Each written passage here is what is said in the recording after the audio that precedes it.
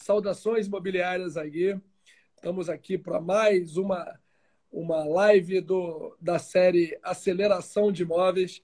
Aqui é onde a gente, junto com o meu sócio, meu parceiro Marcos Margueron, a gente discute, né, Marquinhos, estratégias que fazem com que qualquer imóvel, qualquer empreendimento seja vendido em 12 semanas, sem necessidade de pagar comissão de venda. E a cada live a gente tem um episódio.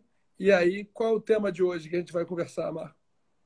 Cara, o tema de hoje é por quanto vale a pena vender o seu imóvel para não deixar dinheiro na mesa, né? Essa é uma das grandes preocupações dos donos de imóveis, dos donos de empreendimentos. Então, essa questão de precificação aí que a gente vai discutir nessa live de hoje. Vamos esclarecer esse ponto. É o ponto mais sensível, assim, né? Claro que a dor de não conseguir vender, não conseguir dar uma ordem para vender tal dia, tal hora, um imóvel, assim como um investimento financeiro, é justamente pela incerteza ou pela sensação da gente estar sempre deixando dinheiro na mesa. E esse desconforto, durante muitos anos, eu senti na pele comprando de quem estava querendo vender.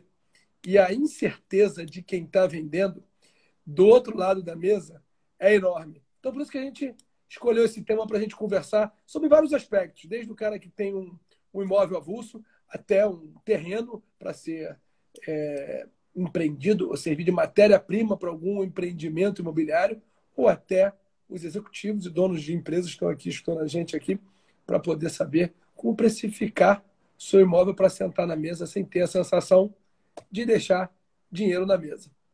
Exato. Eu vou levantar a primeira bolinha aí para a gente bater esse papo. Vamos sair um pouco do mercado imobiliário. Vamos falar de precificação de qualquer produto, né? Como é que a gente faz para precificar um produto? Que tipo de análise a gente faz? Digamos que nós somos fabricantes de sapato de couro, sei lá, sapato de couro. Como é que a gente faz para botar o preço no sapato de couro que a gente produz? Cara, não precisa ser nenhum pós-graduado, catedrático, professor de PhD, nem nada. Isso desde da pessoa que faz empadinha para vender, bolo, confeiteiros, microempreendedores, que aprendem a fazer no Sebrae seus empreendimentos, aprendem a ser empreendedores, até os grandes fábricas, as grandes indústrias aprendem a composição do preço. Você tem que olhar sempre dois ambientes.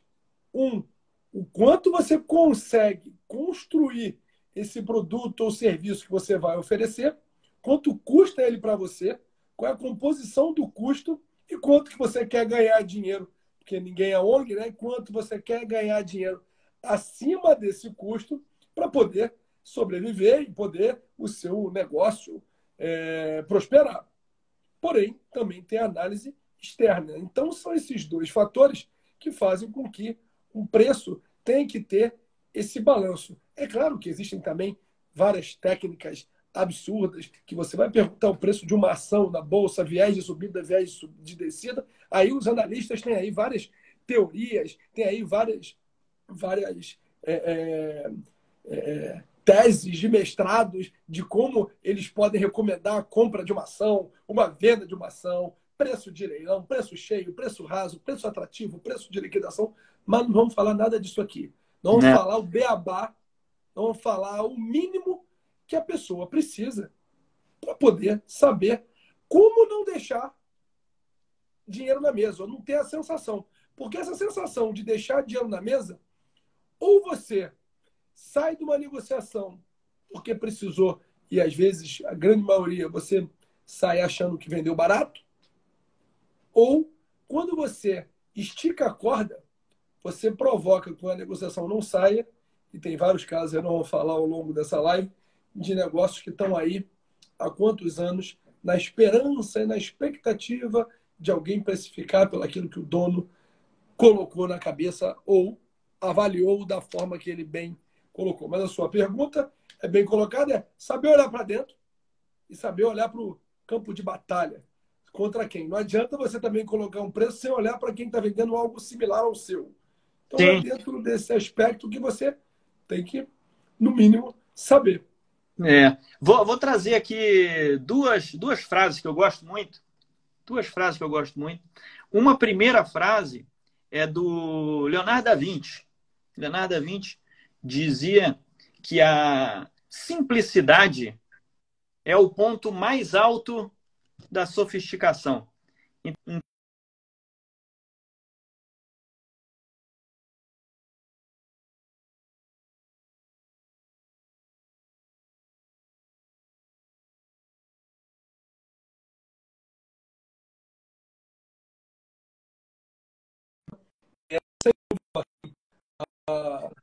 Uma... Deu uma engasgada aí e eu acabei completando a sua frase. Alto nível de sofisticação é a simplicidade. Exatamente, exatamente.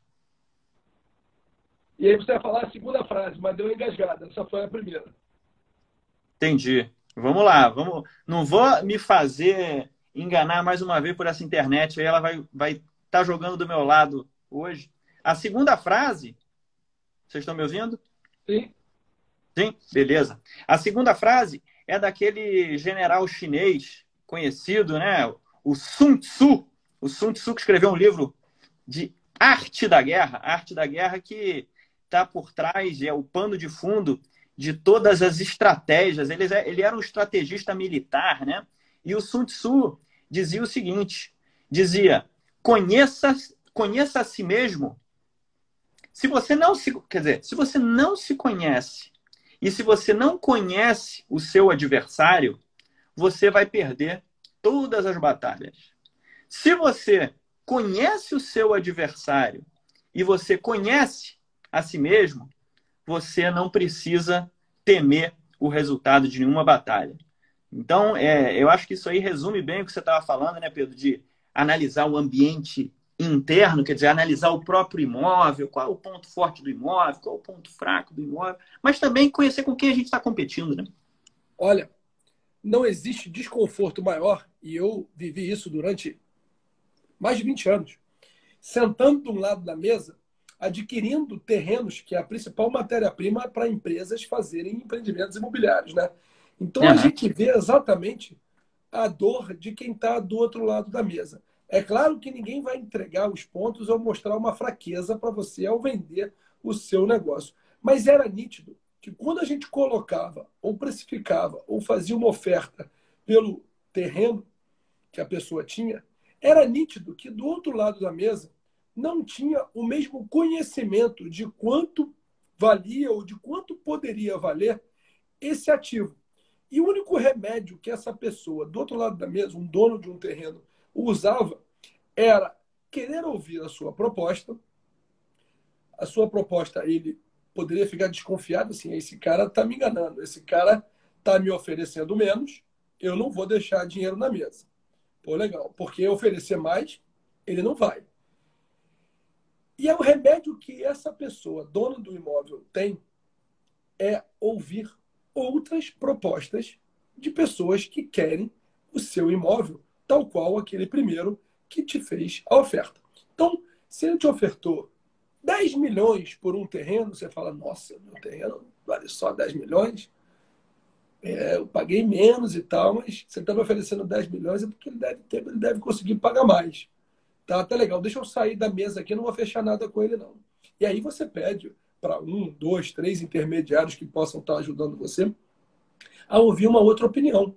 Aí essa pessoa tenta ir atrás de uma outra empresa buscar o mesmo negócio. E aí a outra empresa, sei lá, te dá 9 milhões. Aí se ela te dá 9 milhões, você começa a achar os 10 milhões. Você ouviu bom. Se a outra te dá 11 milhões de oferta, você começa a achar os 10 milhões que você ouviu ruim. Se tiver até uma empresa que especule, ou esteja no momento, ou até a pessoa que esteja comprando não saiba fazer essa conta, eu já vi por diversas vezes isso acontecer, olha, eu consigo te pagar 15. Aí você descarta os 10, acha que aquele cara que te fez a proposta de 10 um charlatão, um sacana, que não te pagou aquilo que o seu terreno vale, você coloca como verdade que se alguém te ofereceu 15 é porque vale 15, e por não ser cargas d'água, essa pessoa talvez desiste, ou pelo andamento ele veja que não pagou o quanto realmente consegue pagar, ou levou para uma instância superior para poder aprovar essa compra. Acontece muito você levar para os comitês das empresas, a empresa fala, cara, já está pagando demais, nossa margem é muito espremida, se a negociação não passa, não vamos comprar esse terreno, não. E aquilo que você ofereceu de 15, você fala, ó, cara, me desculpa, não vou poder honrar aquela proposta. Só que aquilo fica na cabeça, ou seja, o dono do imóvel acaba tomando para si uma verdade baseada em comparativos. E aquela frase que você acabou de falar, conheça a si mesmo e conheça o inimigo, você não tem por que temer de uma batalha. Só que quando você não conhece a conta que o inimigo faz, você vai na tentativa e erro, tentando ver se tem algum inimigo mais bonzinho. Aí você fala, não, não vou encarar esse não. Vou encarar o outro, tá me pagando mais. Só que isso pode ser letal, porque você não tem o conhecimento de quanto efetivamente vale. Você só tem um aspecto comparativo.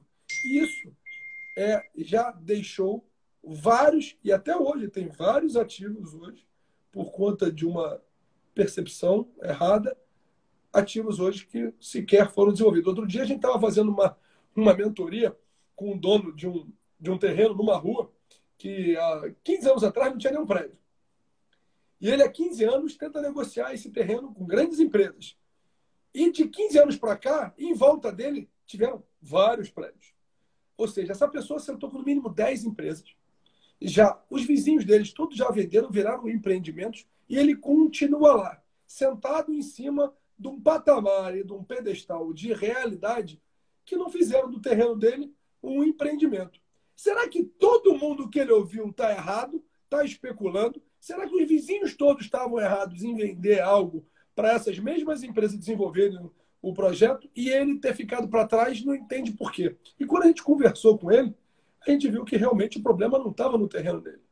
O problema estava justamente nesse mindset de achar que qualquer negociação ele tinha medo de estar deixando dinheiro na mesa.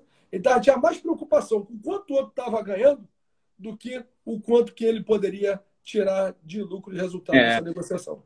Isso a gente ouve muito, né, de proprietários de terreno, proprietários de imóveis, que um corretor um dia me disse que o meu terreno valia 5 milhões.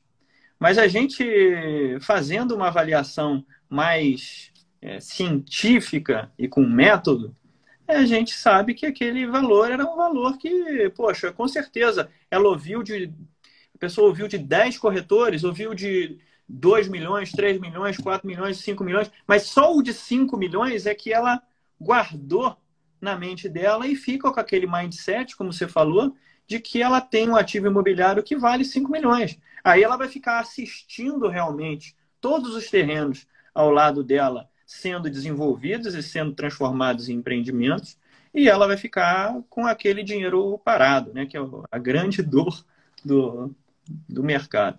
Mas nosso objetivo aqui não é falar que nada e ninguém vale menos. Pelo contrário, nosso objetivo aqui é encurtar o caminho da venda, mas o atributo para que faça com que esse caminho seja mais curto, o último recurso tem que ser o preço.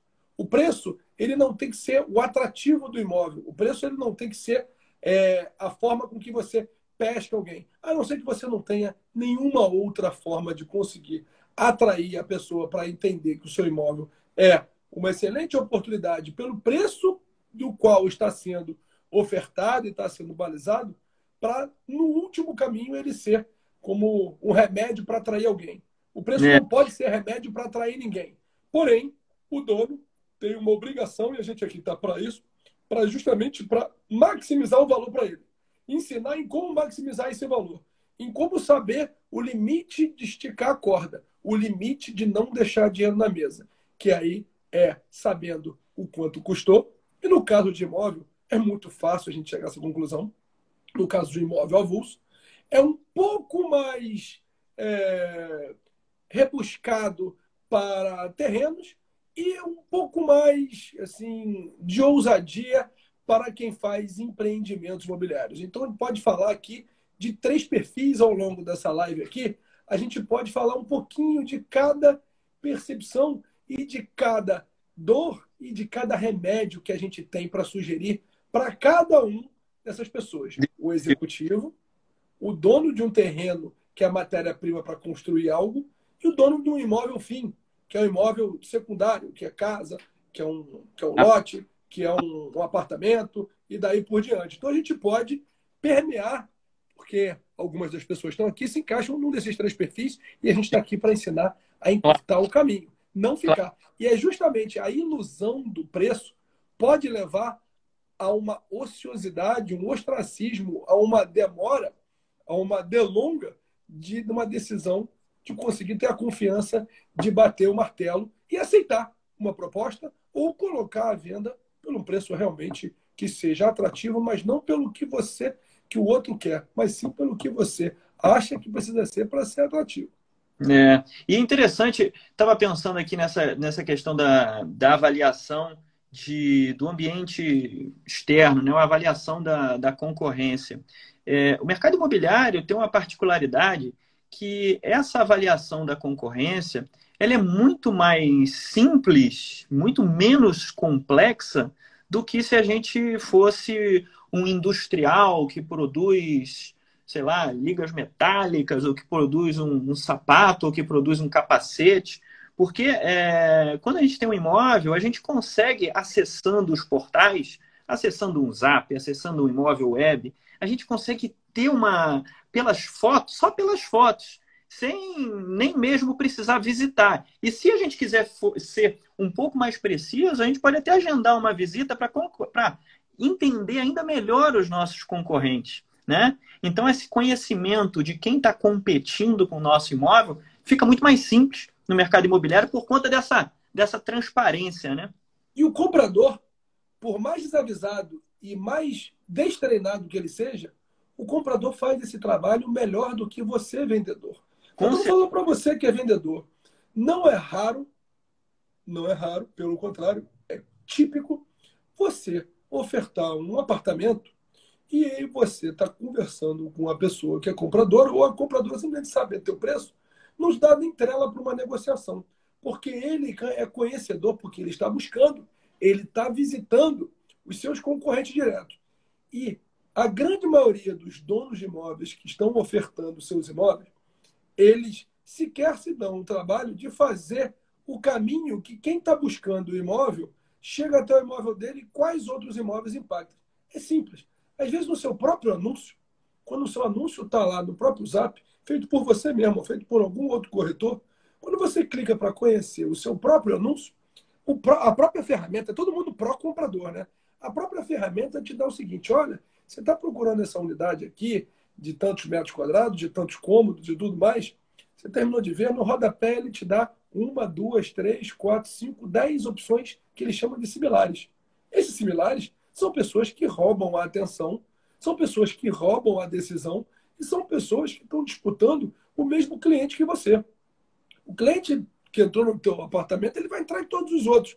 Então, ele vai negociar contigo conhecendo todo mundo que está disputando com você. E é muito assim, real de você não estar sabendo nem quem está em oferta no seu próprio prédio, que está no seu bairro, tirando a atenção de quem está comprando. Então, você, às vezes, está negociando, batendo o pé numa coisa que você está vendo que o carro do teu vizinho de porta está mais barato que você. Eu não entrei no método de quanto custou. Mas o ambiente externo te faz uma pressão de te tirar dessa briga. A não ser que você coloque alguns atributos que façam com que a sua percepção de valor atribuído ao seu imóvel para torná-lo unicórnio, você tem formas de colocar ele, às vezes, até um valor mais alto. Não significa que o melhor e o primeiro a ser vendido vai ser o mais barato. Pelo contrário. Então, nessa lá do avulso, a gente costuma dizer que a coisa pior que se deve acontecer é você pedir uma avaliação. Porque a avaliação, ela é enviesada. A avaliação, ela dá daquilo que você quer ouvir. Existem avaliações, e olha, avaliações diversas. Não é raro, às vezes, que alguém tem um terreno e quer dar em garantia num banco. E aí pede para o avaliador. Olha, você pode avaliar em tanto que eu vou pedir um empréstimo? Coloca para cima um pouquinho que eu preciso aumentar esse empréstimo que eu vou dar o meu imóvel em garantia. Aí o banco que faz, ele pega, ó, já que vai dar em garantia, corta metade, ou pô, pego, só te dou 50% desse valor aqui, porque já sabe que está majorado. Será que essa avaliação realmente ela é coerente? Ela é adequada? A mesma coisa você pedir uma avaliação para quem vai vender o seu imóvel. Seja no imóvel avulso, seja até na hora de lançar o empreendimento. Eu costumo dizer que quando eu vou fazer uma consulta numa imobiliária, antes de fazer um empreendimento, a imobiliária e as próprias pesquisas, as pesquisas da região, tinha o seguinte, olha, a região está valendo aqui R$ 6.000 o metro quadrado. Eu costumo sair desse papo sabendo o seguinte, cara, o meu boi de piranha está definido. O que é boi de piranha, para quem não sabe? O boi de piranha é de todas as unidades, aquela que você vende mais barato para colocar no anúncio, para você atrair o a partir de. A Então, partir... o a partir de é o que a gente chama de boi de piranha. Geralmente é o 101, de frente para a churrasqueira, do lado da guarita, que é o mais barulhento, é do lado onde passa a fumaça e perto do campinho de futebol. É o apartamento mais, assim, menos valorizado daquele empreendimento. Eu geralmente saio de uma entrevista, de um bate-papo com uma imobiliária que direciona algo que ela quer facilidade para vender. Você pode até falar assim, não, eu estou te colocando aqui, pô, porque o empreendimento A vendeu por B, esse aqui vendeu por isso, esse aqui vendeu por aquilo, esse aqui vendeu por isso. Cara, a média é que você tem que vender esse aqui. Mas falando um pouco de empreendimento imobiliário, você tem que sempre provocar. Os lançamentos sempre provocam o status quo, porque os lançamentos são sempre novidades com atributos diferentes que geram um valor maior do que aquele estoque que está ali. Então, Sim, se aquele estoque que está ali de imóveis antigos, mesmo imóveis lançados ultimamente, quando você faz um novo lançamento, você busca sempre agregar um valor além daquele que está ofertado ao mercado. E esse valor agregado, ele tem que ter um preço prêmio. Esse preço prêmio, ele é da média da partida. Então a gente costuma dizer. E aí, quando acontece, os acionistas geralmente costumam ficar bravos quando a gente vende 100% do prédio. Ao contrário, você botou aquele prédio, vendeu 100%. Aí o acionista fala para o executivo: pô, vendeu barato, hein, cara? Podia ter colocado mais caro e vendido um pouquinho mais lento, que eu aumentava a minha margem. Mas ninguém tem essa bola de cristal. entendi. Cara, é o seguinte, quando a gente tem aí a mesa de negociação de uma compra e venda de um imóvel, a gente conversou aqui que nitidamente o comprador ele chega mais forte, ele chega mais preparado. A gente volta um pouco àquela frase que a gente falou ontem do Bernardinho, né? A vontade de se preparar. Quando a vontade de se preparar é maior do que a vontade de vencer, a vitória é uma consequência, né? Então, pô, quem chega mais preparado na mesa de negociação, é claro que faz o melhor negócio. Então, isso quando você estava sentado à mesa como comprador de uma incorporadora, você falou que via claramente que você chegava ali empoderado. E o vendedor, né, o proprietário do terreno, que de vez em quando herdou aquilo do avô, herdou aquilo da avó, é um músico, é um dentista, é um médico, que não tem nada a ver com o mercado imobiliário, que não entende nada de incorporação, que não entende nada de valor de imóvel, ele chega fraco, não é mesmo? E então ele precisa ser empoderado, né? E como é que foi essa mudança tua do lado de mesa, do comprador pro vendedor? Como é que foi essa? É justamente essa dor que eu conseguia e via sempre em quem estava do outro lado da mesa, porque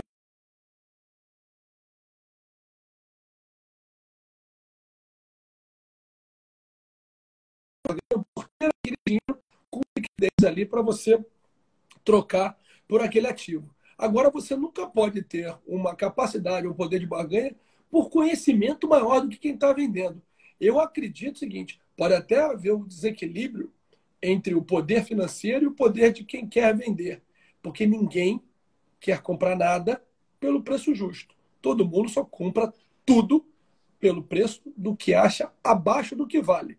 Aham. Haja visto qualquer ação. Você pega qualquer analista de empresas, ele bota, ó, a ação da empresa tal está com viés de alta, a empresa está com viés de baixa, está estabilizado. O que quer dizer isso? O viés de alta. Cara, eu vou comprar agora que eu estou comprando mais barato do que a empresa vale. Então todo mundo só compra com a percepção de estar comprando abaixo do que é o real valor.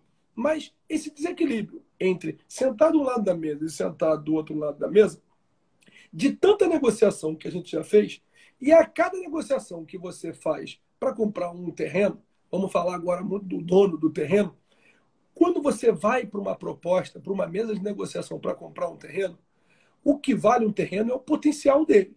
É o que pode ser construído lá. É tudo aquilo que você consegue extrair daquela matéria-prima. Ó, você consegue fazer X unidades com uma eficiência de construção de tal, onde você tem o custo de construir, o custo do terreno, o custo dos impostos, o custo dos teus custos fixos, teus outros custos variáveis, impostos e a sua margem. Então você faz essa conta de trás para frente, onde todos eles podem estar facilmente colocado para quem está comprando e não é muito claro para quem está vendendo. E a diferença para você ter a sua margem é quanto você pode pagar no terreno. Então vamos imaginar, você tem uma coisa que vai te dar uma receita de 100, você tem que ter uma margem para aprovar nos seus acionistas de 20, então você tem que ter um custo máximo de 80. Você tem uma obra de 40. Você tem comissões, impostos de mais 10. Com mais uma propaganda de marketing com mais 5. Então você já tem 55. Para chegar a 80, você pode pagar 25 de 100. Ou seja, você pode pagar para chegar naquele custo, naquele patamar, para você ter aquela margem, você pode pagar no terreno 25 daquela receita toda. E aí todo comprador de terreno faz um trabalho que a gente fala o seguinte, um trabalho de pré-compra. É a caixa preta da negociação. E todo mundo que está do outro lado da mesa só senta com a tentativa de ouvir e comparar com a outra proposta de outra empresa. Só que quando você não tem outra empresa, para onde você recorre? Se você não souber fazer essa conta da caixa preta de quem está te oferecendo. Se você não sabe fazer essa conta e não tem outra empresa, você vai ficar aí alguns anos, talvez sem vender o teu negócio, com medo de deixar dinheiro na mesa, simplesmente tentando estressar e esticar a corda do seu único comprador até que ele pule fora da mesa. Então, se você não fizer esse trabalho de conhecimento e saber quanto vale realmente o seu terreno, construindo essa caixa preta na venda, construindo esse trabalho de pré-venda, sabendo exatamente qual é o potencial máximo que o teu imóvel pode ter, descontado dos custos e quanto que ele pode realmente valer, você senta completamente desconfortável. E aí, vendo essa situação, quando a gente é executivo, a gente quer mais que os problemas alguém resolva. Agora, quando a gente vira empreendedor, a gente começa a ver na cadeia produtiva, no ciclo desse negócio, quem tem mais dor.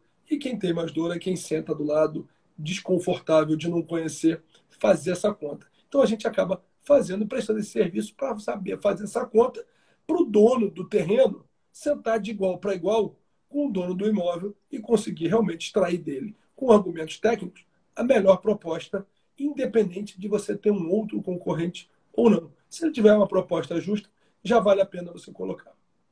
Exato. Porque realmente essa expressão aí de a caixa preta, quando a gente está numa mesa de negociação e a gente não consegue enxergar como o comprador vê o terreno, qual é o potencial, porque, poxa, imagina um proprietário de um terreno que está negociando com um supermercado. Poxa, o comprador do supermercado, ele fez uma conta muito parecida com a conta que você acabou de fazer para um empreendimento habitacional. Só que ele chega a um valor também. E ele tem aquele valor na cabeça. Se o proprietário tiver um valor muito acima do valor viável para o comprador, ele está fadado a ficar com aquele empreendimento, com aquele terreno embaixo do braço durante meses, durante anos. Ou se ele aceitar a primeira proposta do vendedor, do comprador, né? Do comprador do supermercado, se chegou a 25, o comprador vai jogar o preço para 15 no primeiro momento. E aí é o famoso tema da nossa live de hoje, de não deixar o dinheiro na mesa, né? O perigo. Agora, onde mais dói é no dono de um imóvel avulso. Porque onde mais dói e onde é mais fácil fazer essa conta comparativa. Sim. Porque você não tem essa construção de valor. Você não precisa um pouquinho de uma conta, um pouquinho mais rebuscada para poder sentar de igual para igual. Basta 15 minutos de pesquisa que você já senta de igual para igual com o seu comprador. E é raríssimo o vendedor que faz esse trabalho de saber contra quem que ele está disputando. Você vai, às vezes, comprar uma casa que está caindo aos pedaços, uma casa que não serve mais como casa, só serve como lote, às vezes casa até inacabada, e você vê um preço e do lado você vê um lote que é até mais fácil construir, que você não precisa demolir essa casa para construir uma outra nova no lugar. E aí você vê um lote, às vezes, por R$ 1 milhão e uma casa inacabada por 1.300.000. Assim, pô, será que esse cara não teve um pouquinho de trabalho para ver o quanto que esse comprador que está buscando um imóvel igual dele, qual é o perfil desse comprador? Cara, é um comprador que quer comprar um lote para construir uma casa nova. Então a minha casa não pode ser vendida como casa se ela está inacabada. Pô, então se ela é um preço de lote, deixa eu ver quais são os lotes. Aí vem um lote do lado, que é 30% mais barato que o dele, não adianta você ter essa ilusão. Você tem que saber pesquisar.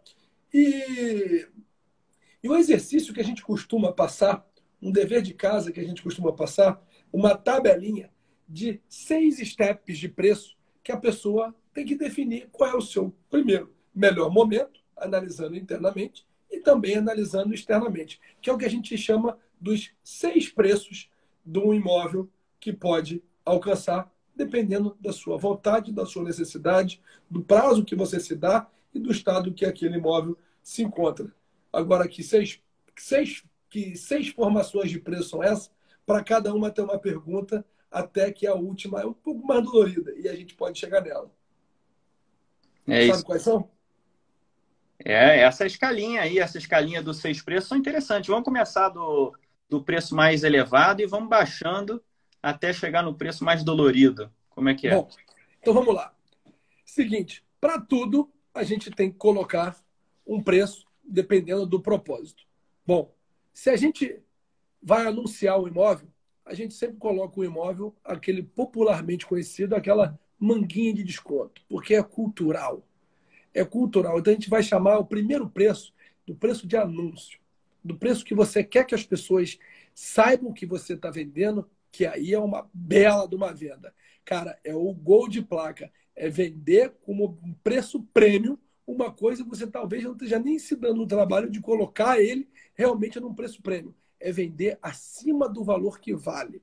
Então, é o valor de anúncio. Então, se você fosse, você que está ouvindo a gente, se você fosse hoje colocar o seu imóvel, Marquinhos, seu imóvel, quero que você faça agora um anúncio do seu imóvel e coloque um preço dele à venda sem nem combinar com a tua esposa. Porque eu sei que se você perguntar para ela, ela vai falar, não. Então é o seguinte, para você até surpreender sua esposa com uma bela proposta, qual é o preço que você colocaria no anúncio? Eu jogaria uns 20% a mais. Geralmente é isso. Você tem ideia, pega qual é o preço praticado na região e você coloca 20% a mais para ter aquela manguinha. Cara, se você recebeu uma proposta, dependendo do momento de vida que você está, ó, não estou precisando vender, vou colocar em oferta, a gente já falou isso numa outra live, diz o seguinte, que o melhor momento é aquele quando você não precisa. Mas não é por causa disso que você não tem que estar sempre na vitrine. A gente Não, defende que você tem que estar sempre na vitrine. E ficar na vitrine 20% mais caro é muito bom, né? Então, o conforme... primeiro preço que a gente define e infla nosso ego, se a gente recebe uma proposta, eu acho que no jantar você chega, você bate na mesa e fala, mulher, recebi uma proposta aqui de 20% mais caro no nosso apartamento aqui. Vamos arrumar as malas aqui que nós vamos comprar um apartamento melhor. Vamos, ó, ganhamos dinheiro desse negócio. Primeiro preço, o mais gostoso, preço de anúncio. Se alguém conseguir receber uma proposta dessa, você fica feliz da vida. O segundo preço é o que a gente chama de preço justo. Cara, preço justo é aquilo que você consegue levantar do mercado. É aquilo quando você vai na imobiliária e pergunta por quanto você tem que lançar. É aquilo que você pergunta para um avaliador, olha, quanto é que vale isso aqui? Não, isso aqui vale tanto. Não significa que vende por tanto, mas vale por tanto, porque a região está tanto. E saiba o seguinte, todos esses índices que você escuta e vê falar, esses índices FIPZAP, esses índices todos de aumento, o São Paulo tem a segunda, é a capital mais cara do Brasil, com preço por metro quadrado de tanto. Esse preço nunca é o preço de venda. Saiba que esse preço é simplesmente baseado no somatório de todos os anúncios que estão em oferta dos imóveis. E a gente costuma dizer, isso a gente ouve há muito tempo, que papel aceita tudo, né?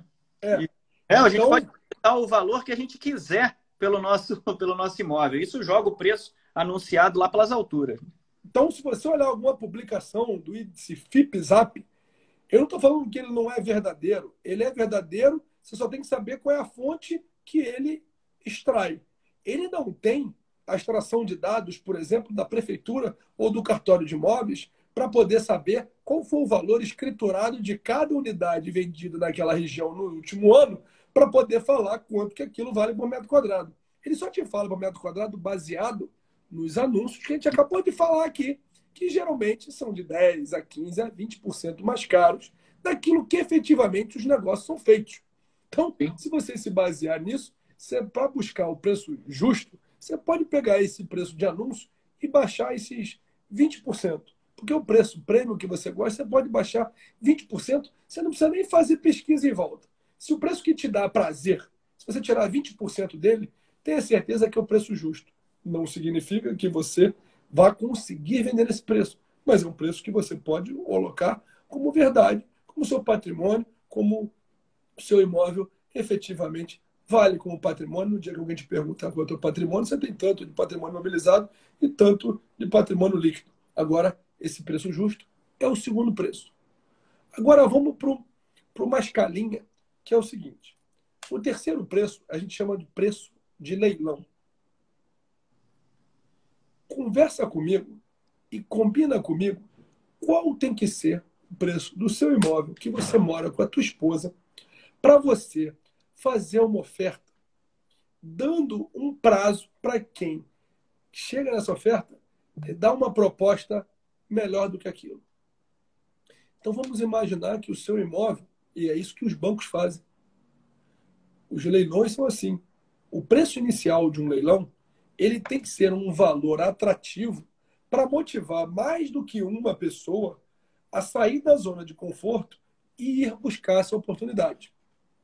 E aí você pode ter um imóvel, sei lá, que vale 100 mil, e você coloca um preço inicial de leilão 70 mil reais. E aí você vai ter uma gama de pessoas que são impactadas em ofertas de leilão, dizendo o seguinte, olha, tem um imóvel que está avaliado em 100, que é o preço justo que a gente acabou de falar, mas o preço de partida é 70. Cara, se não aparecer ninguém, vai lá que talvez você consegue arrematar por 70. Exato. Esse preço de leilão é um preço que muitos vendedores de imóveis praticam. E muito poucos vendedores de imóveis avulsos praticam. Agora, bancos que querem dar liquidez nos seus imóveis usam essa prática. Por quê? Porque para eles não importa o tempo que esse imóvel vai ficar parado. Ele quer transformar esse imóvel em dinheiro porque ele tem um custo de oportunidade melhor. Então, se você, assim como um banco, que o banco pega esse dinheiro e empresta no cheque especial com uma taxa muito mais alta. Pô, é muito melhor ele ganhar X% ao ano do que queimar um preço 10, 15, 20, 30% para fazer um leilão. E na maioria das vezes, quando você atrai uma pessoa para um leilão, essa pessoa disputa com outro. Se é muito mais barato, você fala assim, ó, 70, pô, 70 eu compro. Aí chega o outro e fala assim, mas eu compro por 71. Aí você falou, pô, 71 não, 72 eu compro. Então, o preço de leilão tende a chegar num preço máximo que as pessoas ainda topam comprar por oportunidade. Só que para você atrair essas pessoas, você tem que ter um preço inicial. Esse preço inicial é o preço de leilão. Então, você pode fazer esse exercício. O quarto preço é o que a gente chama de preço de custo, que muito pouca gente faz. Só faz na hora de fazer imposto de renda. Quantos imóveis no mundo estão aí precificados e custaram R$1 milhão e hoje o mercado direciona um valor de 3 milhões de reais, o cara anuncia, às vezes, pelos mesmos 3 milhões de reais e fica há quanto tempo tentando esperar vender? Cara, o custo dele, se foi R$1 milhão, será que vale a pena ele esperar esse tempo todo? Ou será que a margem dele já não se justifica? vender um pouco mais barato do que a média para justamente vender mais rápido. Sim. Dependendo do custo que você tem, você consegue vender mais barato. Então, o preço de custo é aquele que você coloca no imposto de renda, é aquele que efetivamente te custou o negócio. É aquele que você tem a coragem de fazer a conta e saber olhar para dentro e falar assim, cara, ganhei dinheiro com o imóvel. Quantas pessoas a gente conhece que deixa de vender o imóvel achando que está deixando dinheiro na mesa, que é o tema da nossa live, só que está ganhando, se vender às vezes 10, 15% mais barato, ainda está ganhando uma margem enorme em relação ao valor que pagou. Eu tenho uma história paralela, parecida com essa, que é uma venda de um Corolla.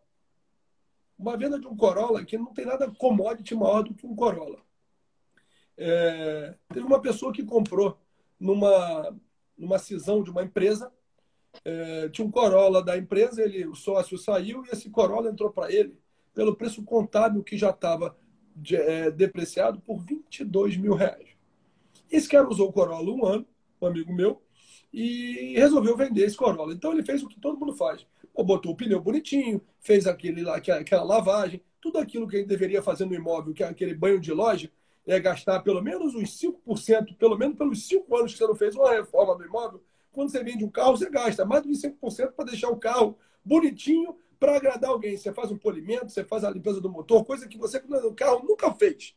Mas na hora de vender, você acaba fazendo. Você acaba gastando mais de 5% do valor do carro antes de vender, fora a comissão, né? Então, ele fez esse negócio todo e aí pegou no Webmotors, né? Que é igual ao nosso Zap, e viu lá. Não tem nada mais commodity que um Corolla. Na região que ele estava, na cidade que ele estava, tinha Corolla de 45 mil, 43 mil, 41 mil, 40 mil, 39 mil reais. Bom, ele pegou o Corolla dele e fez conta e falou assim, cara, esse Corolla entrou para mim por 23 mil. Eu já estou ganhando dinheiro com esse negócio. Pô, tem Corolla vendendo a 43. Pô, ninguém quer deixar dinheiro na mesa. Mas ele pegou, cara, eu vou colocar o preço do Corolla a 38.500. Um Corolla bonitinho, igual aos outros. Uma diferença de quilometragem, um ou outro e tal. Diferenças pequenas e tênues. Essa diferença pequena e tênue, o preço dele fez com que atraísse todos os compradores de Corolla naquele negócio. Então, ele chegou, no mesmo dia, recebeu 2 ligações e no dia seguinte 2 visitas. Quando tiveram as 2 visitas, o primeiro chegou e falou assim, olha, tem um descontinho para me dar aí? Ele falou assim, cara, desconto, você faz o seguinte, liga para o Corolla de 43 mil e pede esse desconto de 10% para ele. Porque o meu está 38.500, o meu já é o mais barato da fila. Não, mas pô, você me dá um desconto aí. Vai assim, então, tá bom, obrigado por saber, vou te dar 1 centavo de desconto. A segunda pessoa que veio, gostou do carro, pediu o mesmo desconto. E a pessoa chega, seguinte, cara, tem desconto? Não, não tem. Então tá bom, vou comprar o carro mesmo assim, porque ele é mais barato. Bom, no final das contas, a pessoa ganhou dinheiro.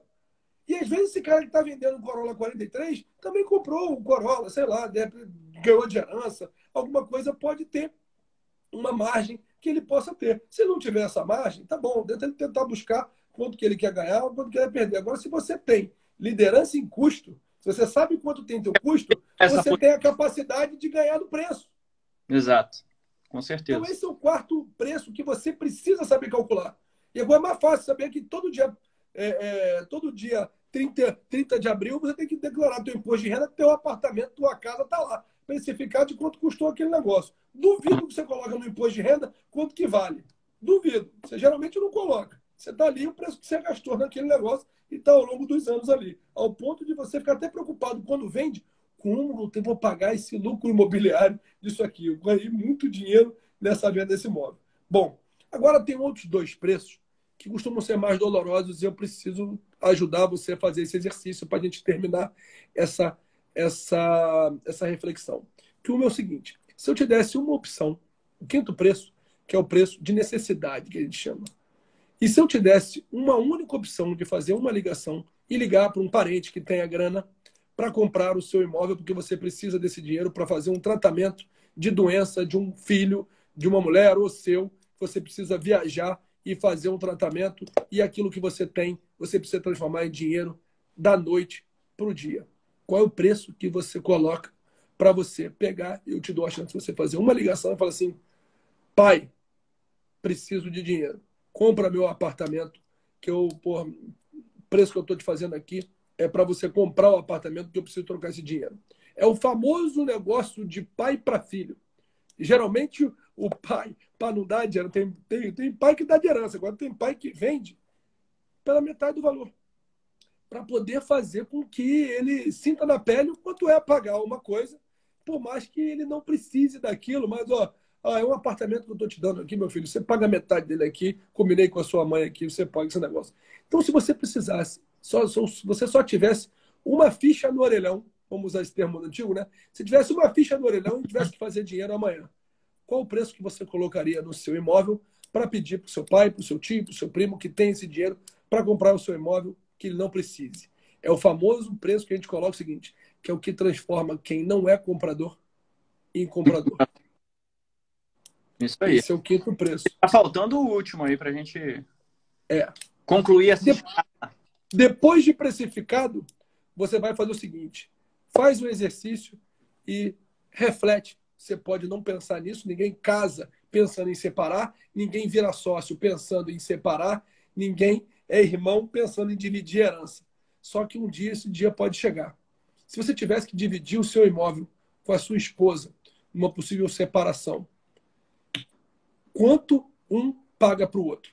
É o que a gente costuma dizer, para resolver uma sociedade, um coloca preço e o outro tem a obrigação de dizer se topa vender ou topa comprar. E aí, quando você coloca esse preço, a pessoa tem que estar habilitada a tirar do bolso para poder te comprar, se for realmente um bom negócio, mas também ela tem que estar disposta a vender por um preço que ela vai estar achando que é atrativo.